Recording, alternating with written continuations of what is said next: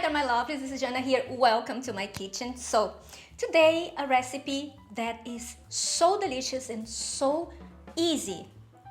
I mean, there is no flour involved whatsoever. None. We're going to use one legume that is high in protein and it's very versatile. We're going to make a bread. That's it. So you're gonna love it, I promise you. Let me show you how I put it together. Well, we're going to use for this recipe red lentils, to which we're going to soak to remove the anti-nutrients. Soak them for at least 6 hours. Then drain the water, put it in another bowl, add some more water. Now this time fresh water, okay? All the measurements are going to be here as always. So you add the water and now we're going to blend it.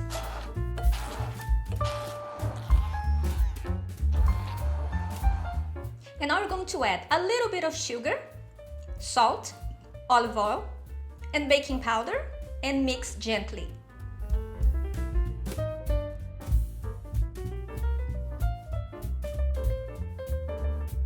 And this is it. Seriously, come on, I told you it was easy. Right, now this bread is very versatile and all the ingredients that I put in are very important, so do not skip a single one of them. Now, if you want to add flavors to it, you can add some herbs. That's delicious. I have made it with oregano and nutritional yeast. It gives this cheesy taste to it. It's amazing.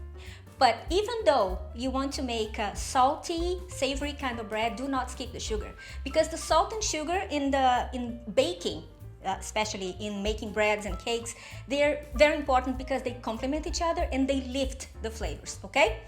It's not the case that if I don't add the sugar, I'm only going to feel the salt. That's partially correct, but you are going to miss out in another flavors that the sugar would bring to the recipe. Keep that in mind.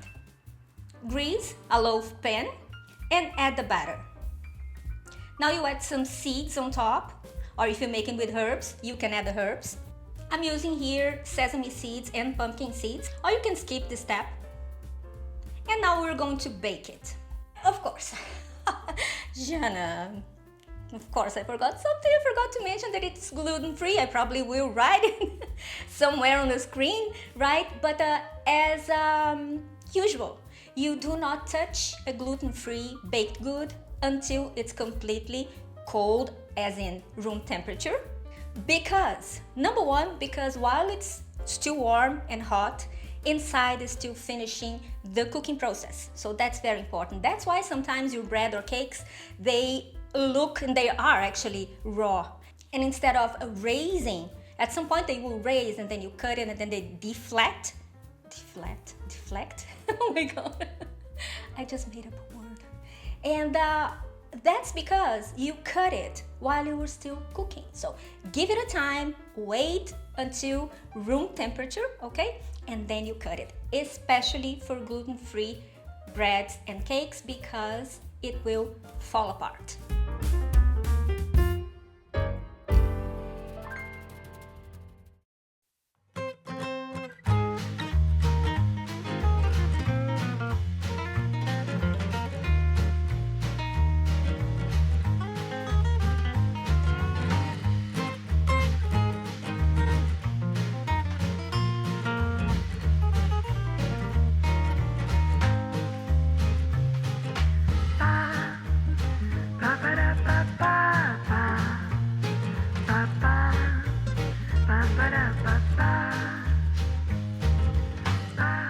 And now you just enjoy it.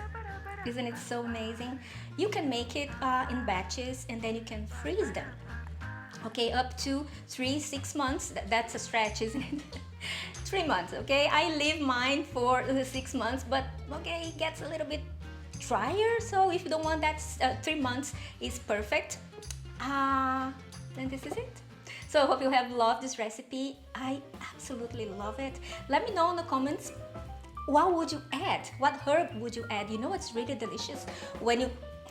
My ideas. I gotta share. That's why you gotta watch the videos up until the end, because at the end, not only I have a very important considerations about the recipe, but I also give you important tips and suggestions. So what you can do is to put half of the butter in the loaf pan and then add some sun-dried tomatoes and herbs and then finish it with it, and then before you serve it you add some more sun-dried tomatoes on top with some basil and fresh leaves, and it's amazing.